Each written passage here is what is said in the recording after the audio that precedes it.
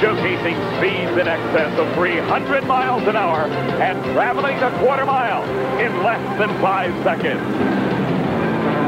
Championship drag racing from the NHRA. Today, the $18 million 18-event Winston Championship Drag Racing Series stops at Gainesville Raceway in Gainesville, Florida for same-day coverage of the 4th event on the tour, the 24th annual Motorcraft Ford Gatornationals.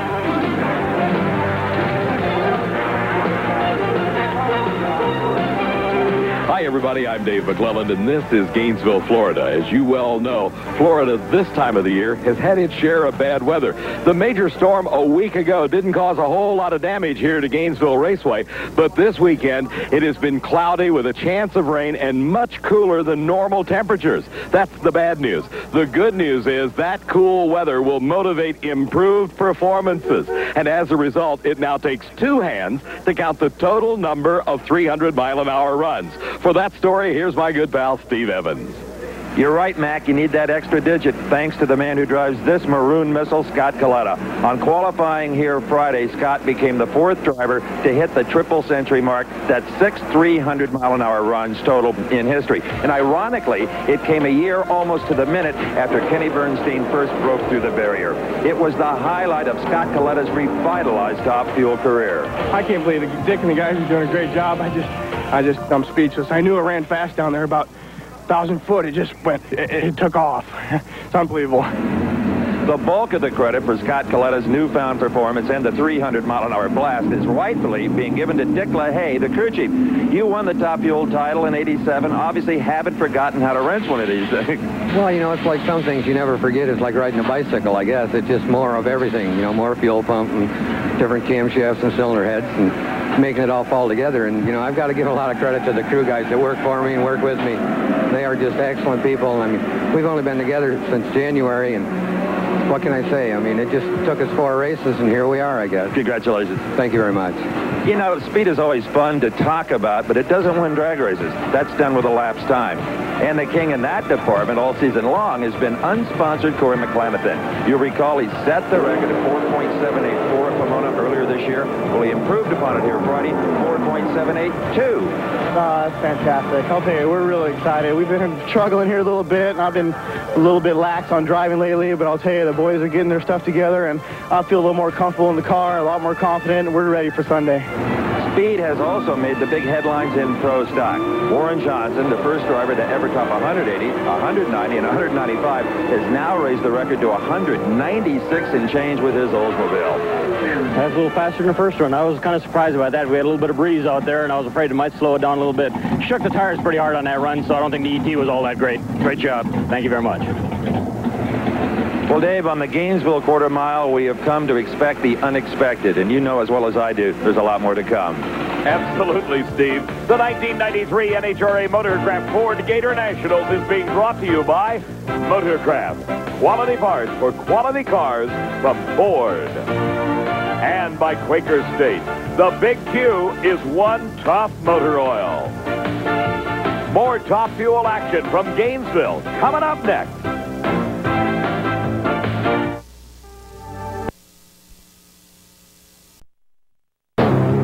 If Gainesville Raceway can be called good to a top fuel racer, then it has been very, very good to Eddie Hill. He won back in 1988. He won again a year ago with 4 consecutive 480 elapsed times. But he comes to the Gatornationals this year with a brand new car, something most racers don't like to do. But Eddie, after 543 runs, an incredible number on the fabled nuclear banana, has replaced it with an exact duplicate chassis-wise. In fact, the only change in the entire Pennzoil Special has been a slight modification to the nose piece. Coming into this Motorcraft Gatornationals, Joe Amato held the Winston points lead, followed by Ed McCulloch, Doug Herbert, and Kenny Bernstein, with Eddie Hill in the number 5 spot. It was in qualifying that absolutely the most astonishing incident occurred. Watch the cars as they come towards you. Mike Dunn and Jack Ostrander look at the car, bow up in the middle. It then spun around the front half of the car with the chassis and Ostrander in the roll cage, coming to rest atop the left-hand slick. Absolutely an astonishing event. What happened? It appeared that the top frame rail broke, allowing the car to bow up in the middle. The rear wheels actually came off the ground, and as the car slammed back to the pavement, the bottom frame rails broke. Steve was there.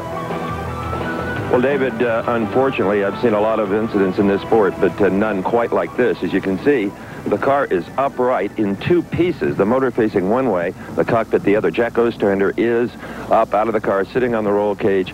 He appears to be as okay as you can be after an incident like this, and of course, he is about the most unlucky top fuel driver I've ever encountered. This is about his third really serious incident, but Jack's okay, apparently. You all right, Jack? Yeah, I'm all right. A wild one. Oh, yeah. Tell me. I was in it. Wild is the most fitting description for that most unusual incident. It was in round number 1 that Chris Karamazini's was against Rance McDaniels. Karamazini's in the near lane, had an engine let go, a giant fireball. He was okay. It was also in round number 1 of Top Fuel Eliminator that Kenny Bernstein, runner-up a year ago, squared off against the man that won this race, Eddie Hill. Hill brought his brand new race car to the starting line in the far lane. And as they left the starting line, Bernstein went up in smoke. Hill went to the finish line with a 488. That was a duplicate of last year's final round. Same result, Eddie Hill. Oh, I love it when it goes that way. I love to beat that red car. That's a brand new car. Yeah, this new car, I believe, is going to work. I hope this makes as good a car as that other one did. If we're still running this car another 5 years from now, it ought to be something, huh? 488 takes him to round 2. Eddie Hill was certainly happy after that first round victory. Also in round number 1, Jim Head out of Columbus, Ohio, the number 14 qualifier, pulled off a big upset. His competition was Scott Coletta, who had the lane choice based on his qualifying time of a 488, but most importantly, he was the 4th man to run over 300 miles an hour, but he went out in round number 1 of competition. Well, as we said earlier, speed doesn't win drag races. Elapsed time does. And Scott, you just didn't have enough of that. Yeah, we're chasing a couple things here. It dropped 2 cylinders after the 300-mile-an-hour run, and it fell off to 98. Obviously, it probably was 7 cylinders. You had some fine driving, a nice hole shot. Just wasn't enough. Thanks. The most disappointed 300-mile-an-hour runner in the country, Scott Coletta.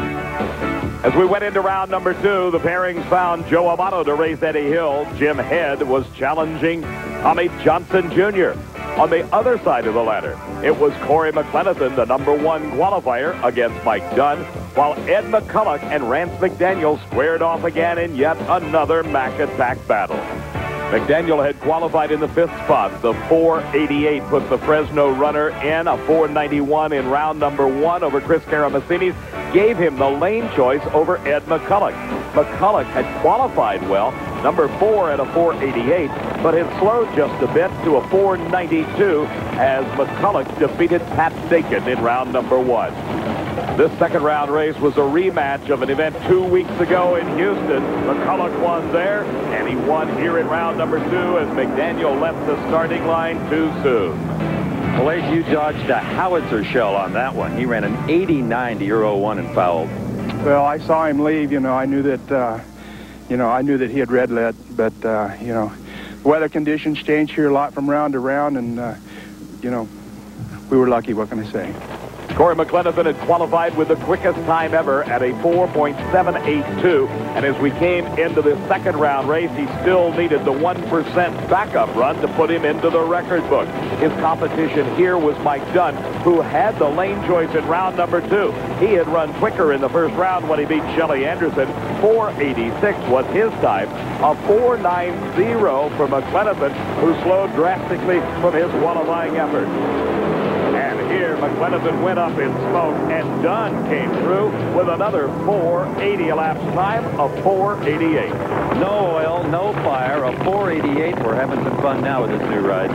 Loving life right now. Yeah, we, Clayton Harris and Darrell worked together a little bit yesterday, and they found some problems in this La Victoria McGuire style fueler, and we brought it right around. It's running real consistent, and we're going to keep on doing it every round. Keep on keeping on. That's it.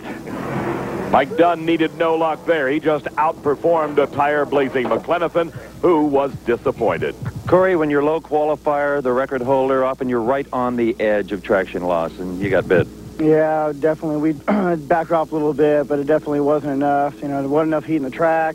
When the rain and everything makes it a little bit tougher for our car. And like you said, when they run that good, they run on the edge. That's the way it goes. Intermittent showers had plagued the running of this Gator Nationals all the way up through round number 2, where Joe Amato was positioned against Eddie Hill.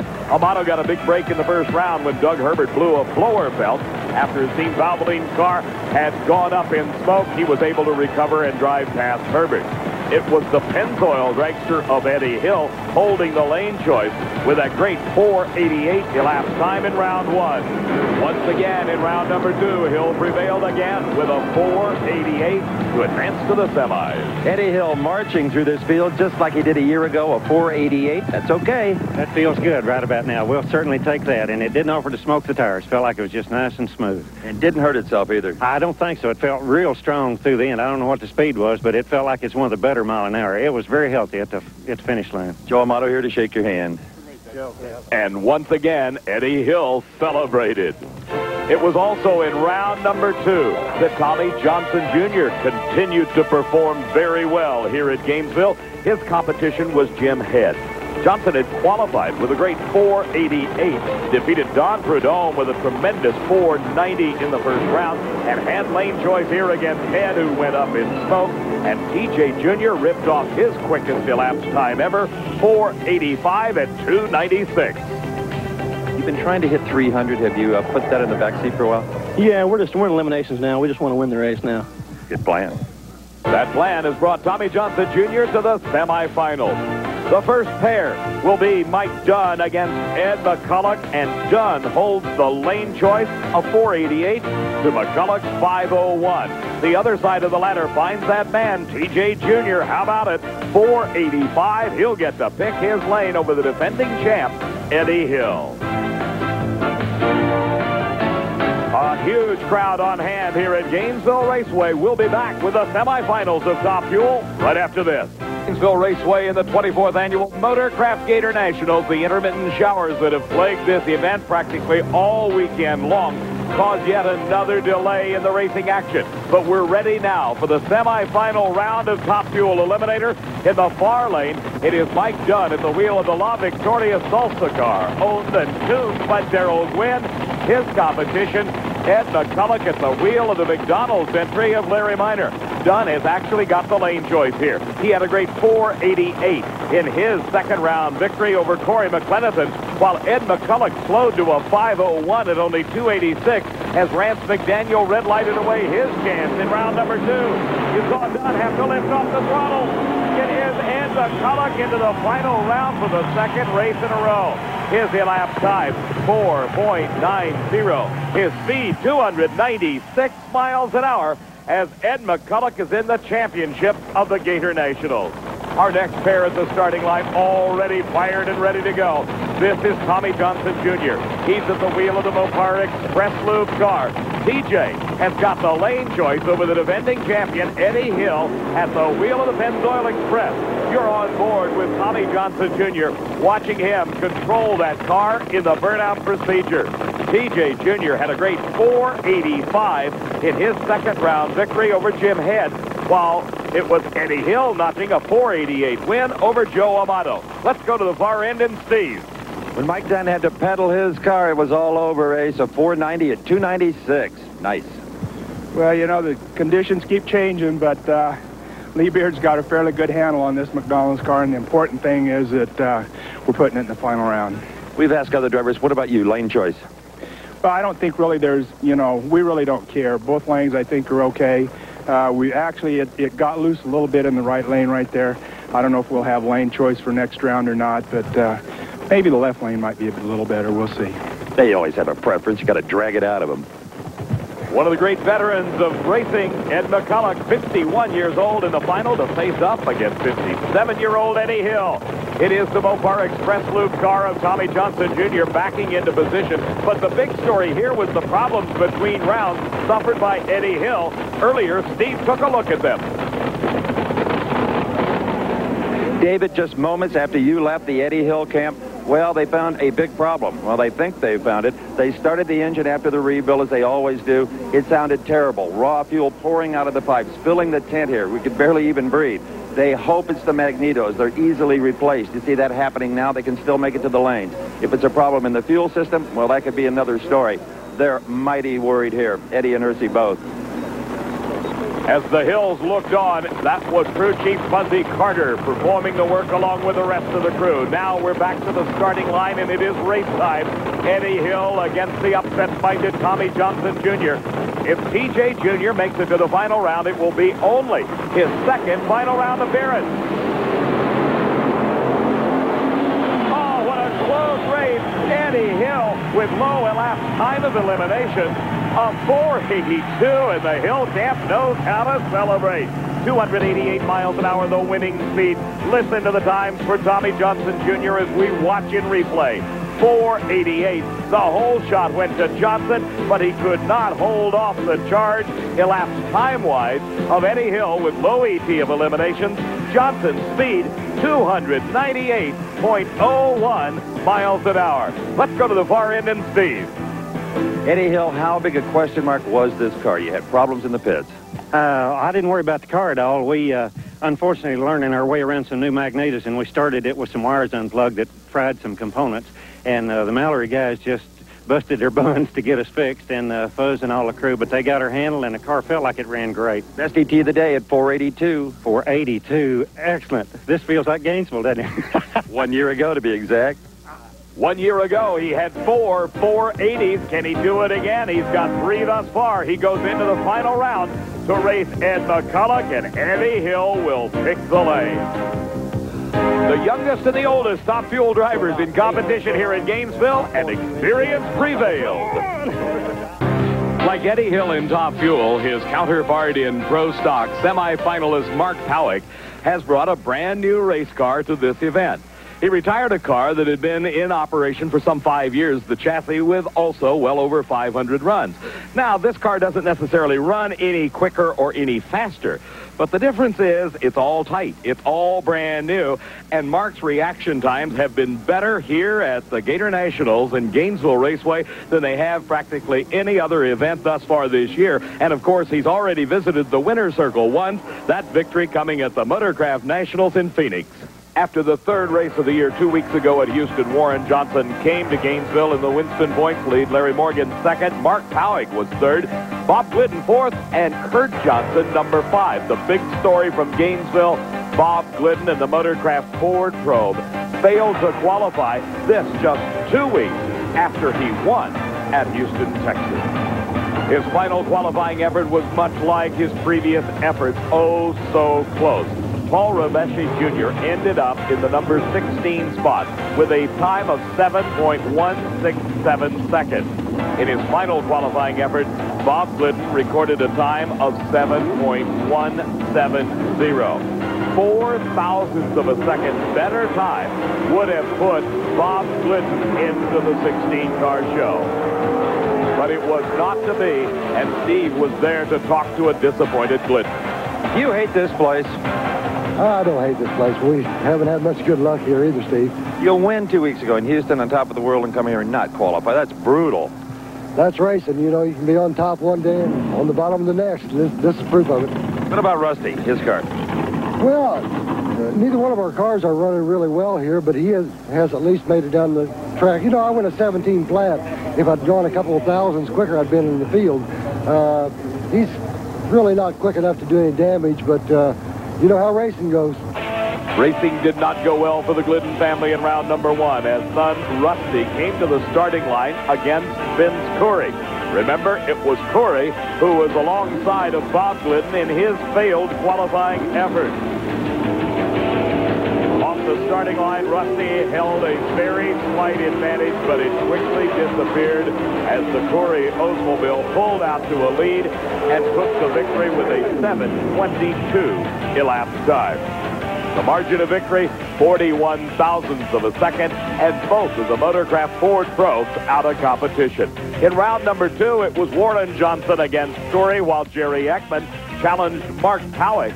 The other side of the ladder found Ricky Smith against David Rampey, while it was Kurt Johnson, that is Warren's son, racing against Larry Morgan in a battle of Oldsmobile. Ricky Smith, the King, North Carolina driver, was against David Rampey in round number 2. Smith had qualified 15th and pulled off a huge upset when he beat Scott Jeffrey on in round number 1.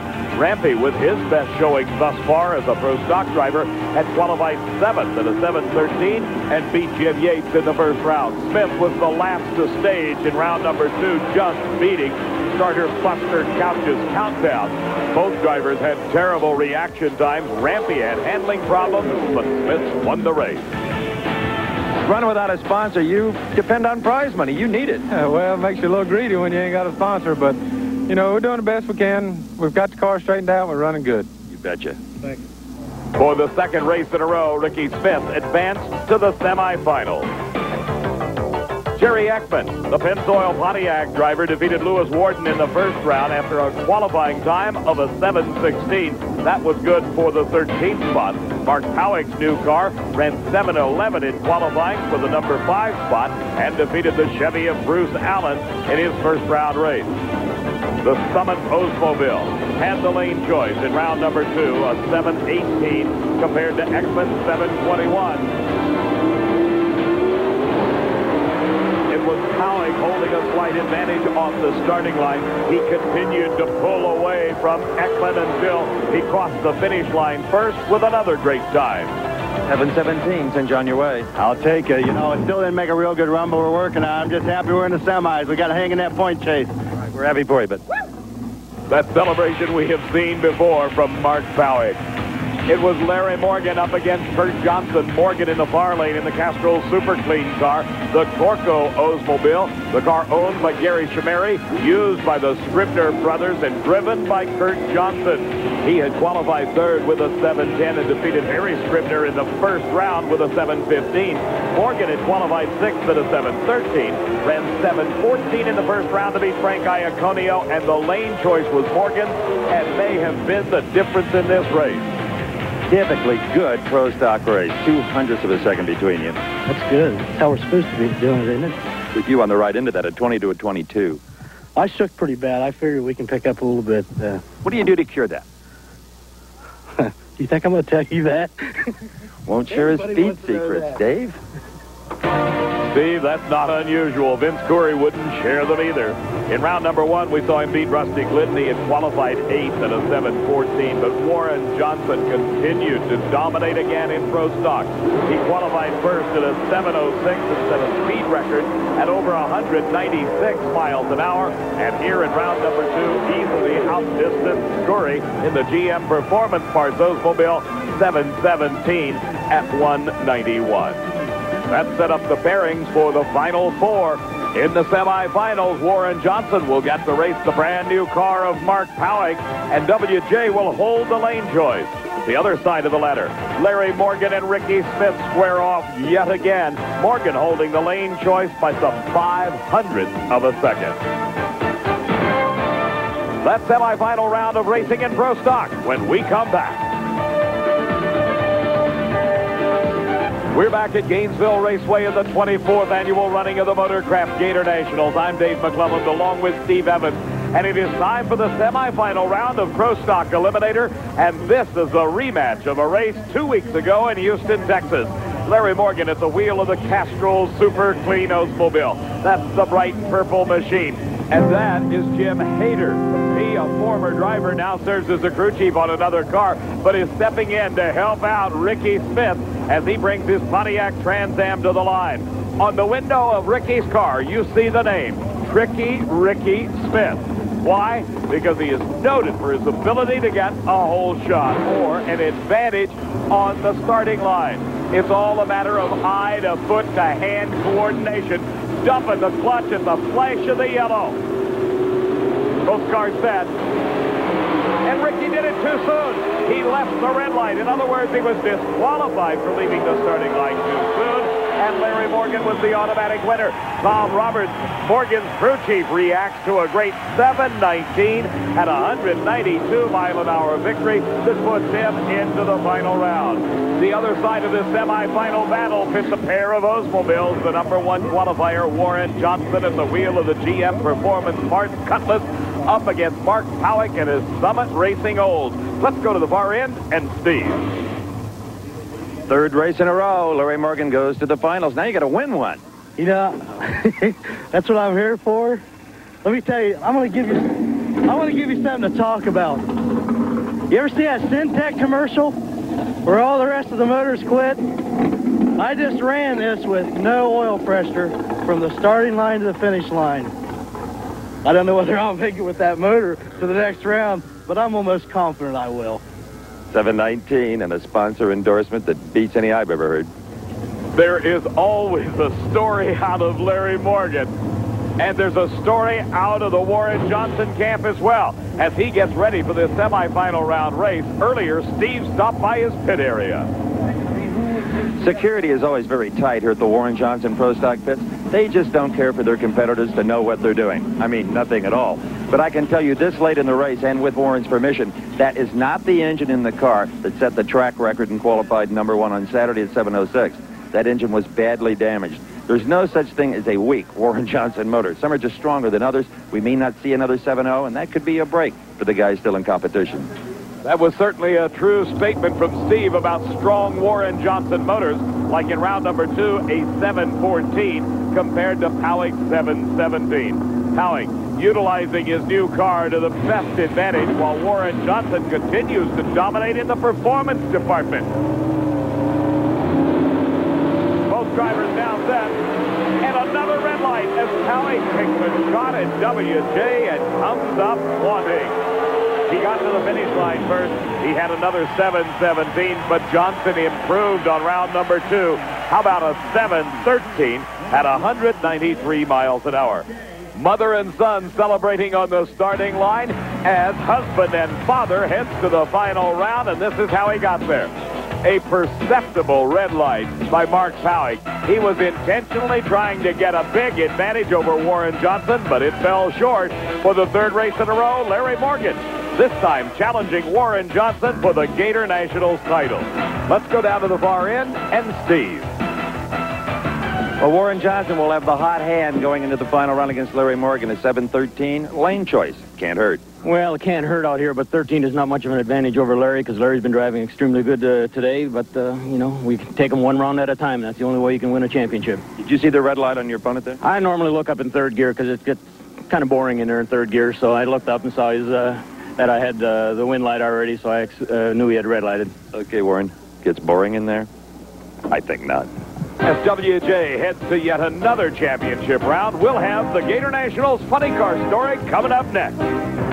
Keeping the string of new alive in all 3 of our pro categories here at the Motorcraft Gatornationals at Gainesville Raceway is our semi-finalist in funny car, Gary Bolger, at the wheel of the Creasy family entry. What's new about this operation? It's this.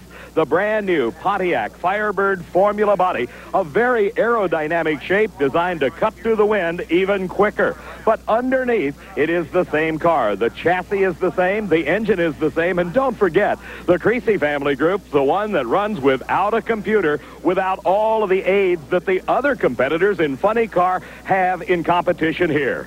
As we started racing here at the Gatornationals in Gainesville, the 2-time Winston champ John Force held the points lead with the reigning champion Cruz Tetragon in second. Third was Al Hoffman, followed by Del Worship and Jim Epler.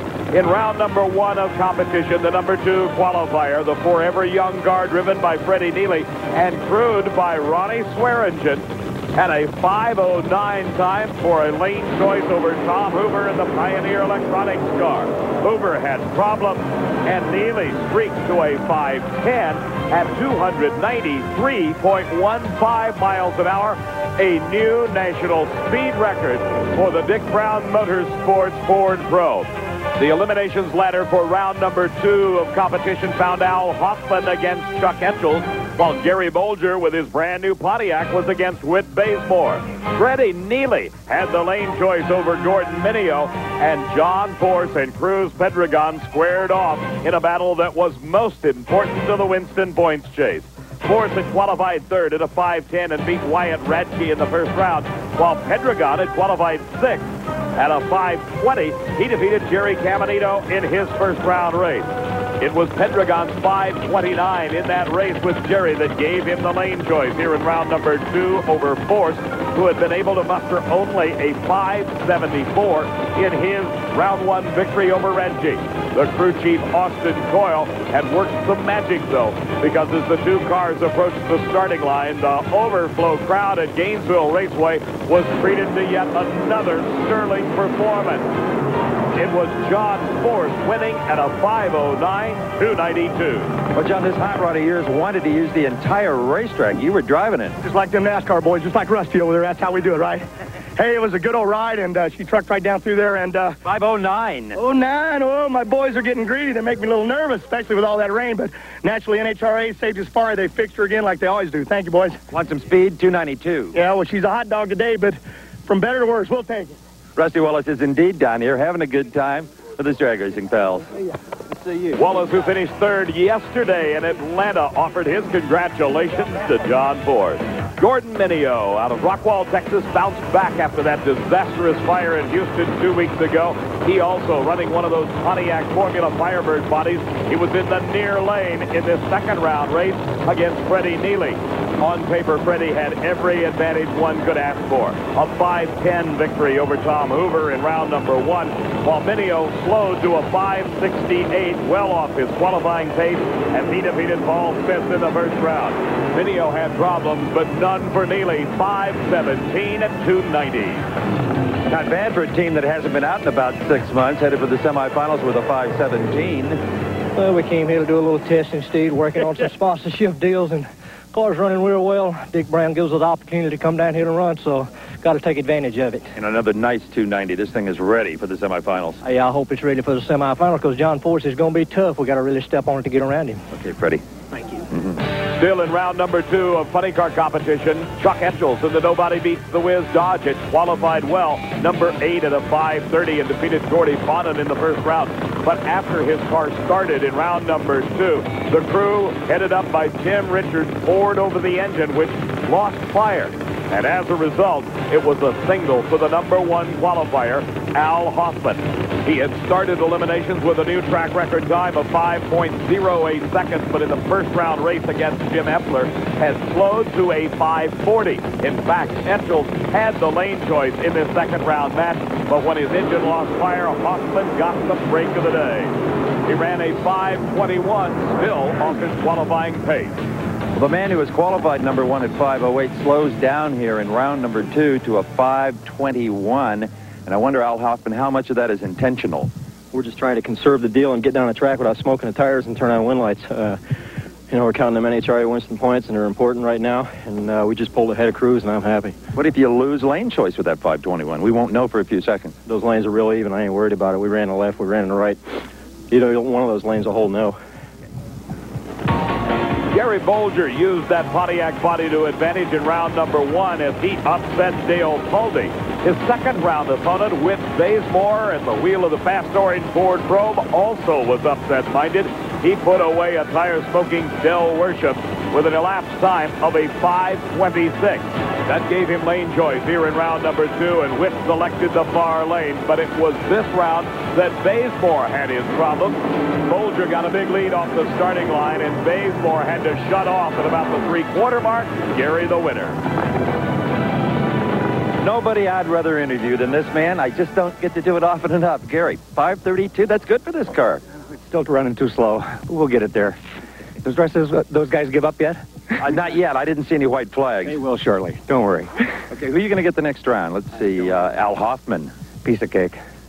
We'll have a good run with him. Hey, this thing can step up. If confidence is a determining factor in winning, Look out for Gary Bolger, but he is up against Al Hoffman, who has the lane choice, a 521 to a 532. The other side of the semifinal ladder, fast Freddie Neely against John Force, the quickest funny car in the world today. Force holding the lane choice there. His 509 better than Neely's 517. We've had more rain, but the funny car semifinal coming up next. We're back at the 24th Annual Motorcraft Gatornationals at Gainesville Raceway near Gainesville, Florida. And the upset-minded Gary Bolger at the wheel of the brand-new Pontiac of the Creasy family has got quite a challenge on his hands here. It is the #1 qualifier, the blower drive service Dodge Daytona of Al Hoffman. On paper, the car in the near lane has got a decided advantage, almost a full 1/10 of a second over Bolger based on their second round victory time. And Bolger goes up in smoke as Hoffman streaks to the finish line and a championship round appearance. His elapsed time, 5:17 at 284 miles an hour, continuing to improve with every round of elimination. Al Hoffman, the low qualifier in the finals. Coming up next, the #3 and #2 qualified cars. Here is John Force at the wheel of the Castrol GTX Oldsmobile, and you're on board for one of the fabled John Force burnouts.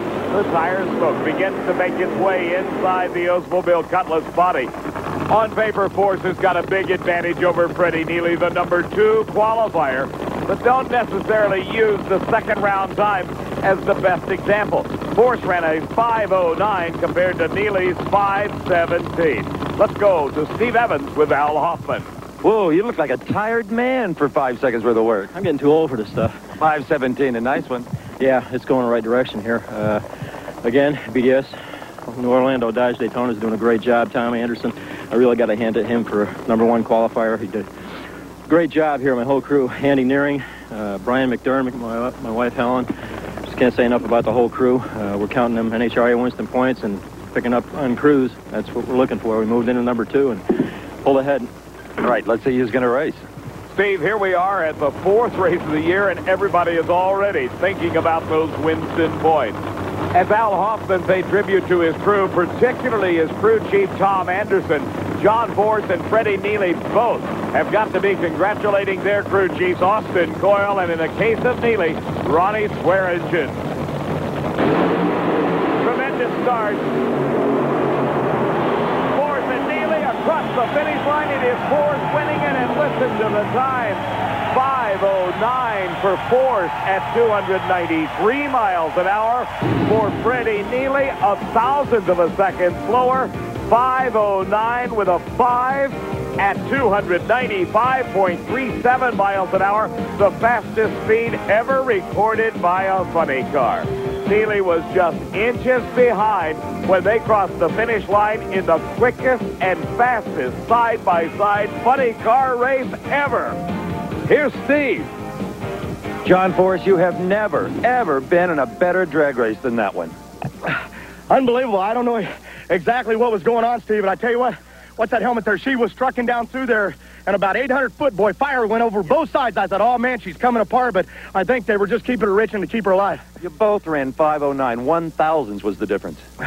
Well, that shows the name of the game here. It takes a lot of luck, but Neely's doing a great job, and Ronnie Swearingen, he's a great guy, and we're just happy that we can come in here for our people at Castrol, Dorman, and all of them, and give them a show. What a show. Steve, I'll second that. I haven't seen anything like that. Side by side, 5:09, 293 to 295. It propels Force into the finals against Hoffman, and John will pick the lane. In the Ed McCulloch pit area, the 8th, crew chief Lee Beard and National Dragsters Phil Burgess in a strategy discussion. It's getting dark in Gainesville. Final round racing next. We're back at Gainesville Raceway, and boy, did it get dark all of a sudden. Another rain shower swept over Gainesville Raceway, and as a result, the track preparation time put us into the darkness here for the finals of the 24th Annual Motorcraft Gatornationals. It is a pair of Oldsmobiles in pro stock. The GM Performance Parts Cutlass, driven by Warren Johnson, in the near lane. Making his 3rd consecutive final round appearance is Larry Morgan at the wheel of the Castrol Super Clean Oldsmobile. The engine's coming up to full RPM.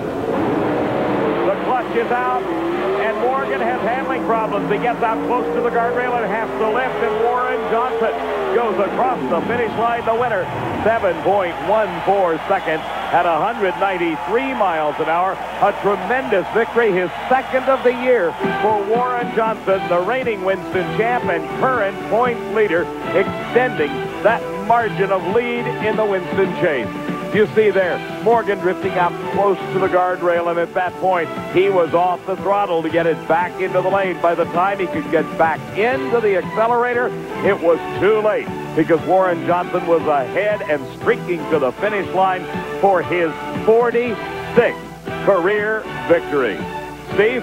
As I said before, there's no such thing as a weak Warren Johnson motor. Your number 3 power plant takes you to the winner's circle. I'll tell you, this is one of the roughest races I've had in a long time. We came into this race looking real good, hurt a motor, ended up going with our number 3 piece in there, and really operated with a handicap all day long. But, you know, when Oldsmobile and GM Performance Parts steps up to the plate and helps us, this is what happens. Congrats.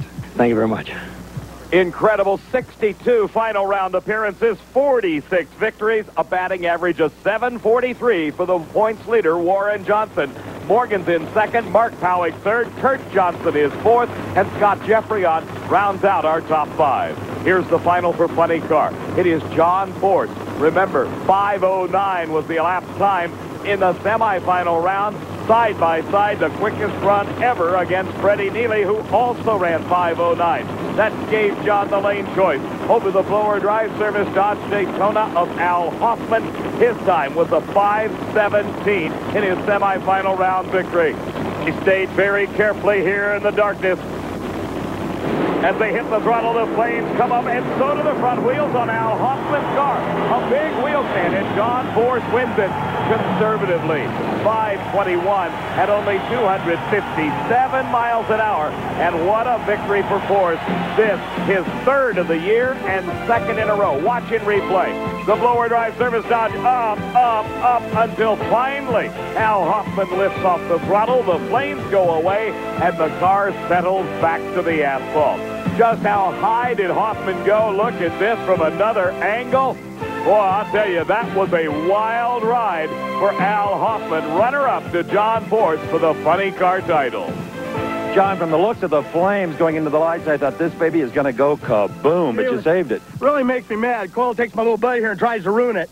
She last run, I told her, stuff's flying out. She's going to go. And he said, no, she won't. It's just nighttime racing. Well, let me tell you something. There was clutches coming out. There was parts going, fire inside.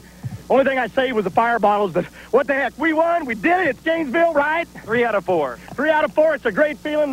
We're just inching that way out there in that lead. And what can I say? My people, Castro, Jolly Rancher Rose, the Wax Shop Dorman, these people expect me to win. Krager, we're going to keep winning. We're going to keep blowing up the stuff. We're going to keep spending that money. And I love driving these things because they're exciting at night. Could I add a word to that? I'm not going to try. It's a shame that John can't get excited about winning his third victory of the year. He's got a big lead over Al Hoffman. Cruz Pedregon is in third, Del Worsham fourth, and Jim Effler, number 5. While Force's crew may not be terribly excited, John certainly is. We've got the Top Fuel final coming up next. Darkness here at Gainesville Raceway, and it is our final round confrontation in Top Fuel Eliminator. As the two drivers come to the starting line, there is a total age of 108 years between them. Eddie Hill at the age of 57, Ed McCulloch at the age of 51. This is the second full season in Top Fuel Eliminator for McCulloch. He loves this racetrack at Gainesville as he drove his Funny Car to victory 4 times here, starting as far back as 1972. He won again in 86, 89, and 90. Of course, Hill is the defending champion. He accomplished that goal with last year's Nuclear Banana. Remember, this is a brand new car, a virtual duplicate of that entry. The stoic look of Fuzzy Carter, the crew chief for Eddie Hill, trying to position his driver exactly where he wants him on the starting line. On the opposite side of the racetrack, Lee Beard, the crew chief for Ed McCulloch, doing exactly the same thing. With the cool temperatures and the heavy humidity caused by all the rains we have had here today at Gainesville, they want these cars to be in exactly the track of the burnout. That will give them the maximum traction they can reach. Ed McCulloch has won once this season. He picked up the title 2 weeks ago at Houston. As Ersie Hill looks on, that's Eddie's wife. He is off a victory at Phoenix earlier this year, just about a month ago. Some 5,000 horsepower sitting between the frame rails of each of these automobiles. It staggers your mind when you think that there's over 10,000 horsepower available to these two drivers. Tremendous launch. And Eddie Hill pulls it out in the last few feet. And Fuzzy Carter is no longer the stoic observer. Look at this celebration. What's Fuzzy going to do now? He's taking off his hat, he's running over to the grandstand, and he's pitching it to the crowd. Let's look at this one again in replay. A tremendously close race, won by Eddie Hill right there at the starting line. He had 0.05 of a second advantage over Ed McCulloch as they left the line, and he needed it as McCulloch ran quicker. Here were the times. Hill 4:87 at 2:86. McCulloch 4:86 at 2:94. Tell us about that when it was a beauty. Oh, man, that felt so good. I wish you'd have been in there with me. It was pretty dark down there, but that car felt like it was hauling its buns, and it's a great day for Pennzoil and Trader's Truck Accessories and Snap-on Tools and Fuzz and Jana and Ersie. I mean, the guys and everybody just did a great job, and the car was fantastic. What a debut for a new car, huh? One little footnote. You won it on a hole shot. Great job. I did, on a hole shot. Oh, fantastic. What did we run? Doesn't much matter. Dave, that's a wrap down here. The oldest guy out here? Not only the oldest guy out here, the oldest man ever to win a Top Fuel title at the age of 57. The win put Hill in second behind McCulloch in the Winston Points chase. Then it is Amato, Herbert, and Bernstein rounding out the top 5. For Steve Evans, I'm Dave McClellan. The 1993 NHRA Motorcraft Ford Gator Nationals has been brought to you by B.F. Goodrich. When you're ready to get serious. And by Budweiser, the king of beers. With that fresh, pure, natural taste, nothing beats a Bud. Coverage of the NHRA Motorcraft Ford Gator Nationals has been a presentation of Diamond P Sports in association with ESPN.